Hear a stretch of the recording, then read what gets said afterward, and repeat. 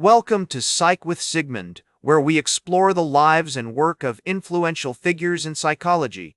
Today, we're going to delve into the fascinating life and contributions of Erik Erikson, a pioneer in the field of developmental psychology. Erik Erikson was born on June 15, 1902, in Frankfurt, Germany, to a Jewish mother and a Danish father. His early life was marked by a sense of identity confusion, which would later become a central theme in his psychological theories. Erikson's mother, Carla Abrahamson, was a Jewish woman who had been estranged from her husband, and she raised Erikson as a single parent until he was 3 years old. At that point, she married a German pediatrician, Theodor Homberger, who adopted Erikson and gave him his surname. Growing up in a culturally mixed household, with a Danish father figure and a Jewish mother, had a profound impact on Erikson's sense of identity. He struggled to reconcile his Jewish heritage with the anti-Semitic sentiments that were prevalent in Germany at the time.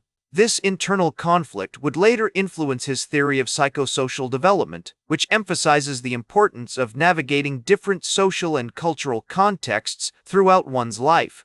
Erikson's educational journey began at a local art school in Karlsruhe, Germany, where he developed his skills as a painter and artist. However, after completing his studies, he moved to Florence, Italy, to work as an art teacher.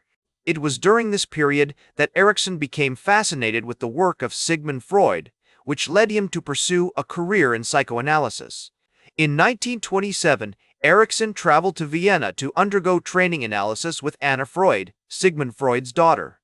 This experience not only deepened his understanding of psychoanalytic theory, but also introduced him to the concept of ego psychology, which would become a central aspect of his own theoretical framework.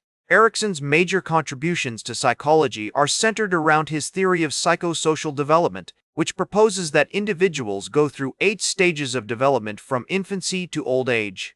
Each stage is characterized by a unique crisis or conflict that must be resolved in order for the individual to develop a healthy sense of identity and move on to the next stage. One of the most significant aspects of Erikson's theory is his concept of the identity crisis, which occurs during adolescence and young adulthood. During this period, individuals experience a sense of confusion and uncertainty about their place in the world as they try to reconcile their childhood identities with their emerging adult selves. This concept has become a household term, and its relevance extends far beyond the realm of psychology. Erikson's work was heavily influenced by his experiences working with children at the Harvard University Psychoanalytic Clinic, where he observed the ways in which social and cultural factors shape their development. He also drew on his own experiences as an immigrant to the United States, where he faced challenges adapting to a new culture and navigating issues of identity.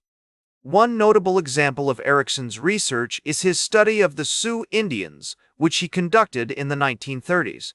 This study allowed him to observe firsthand how cultural norms and values influence the development of children and adolescents.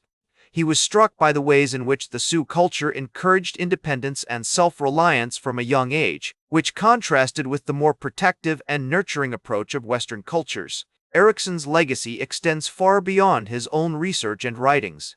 For instance, his concept of the identity crisis has been applied in a variety of contexts, from adolescent development to social justice movements. In conclusion, Erik Erikson's life and work offer a fascinating glimpse into the complexities of human development and the ways in which social and cultural factors shape our identities. His emphasis on the importance of navigating different social and cultural contexts throughout one's life remains a vital aspect of contemporary psychological understanding. If you enjoyed learning about Erik Erikson, make sure to like, share, and subscribe.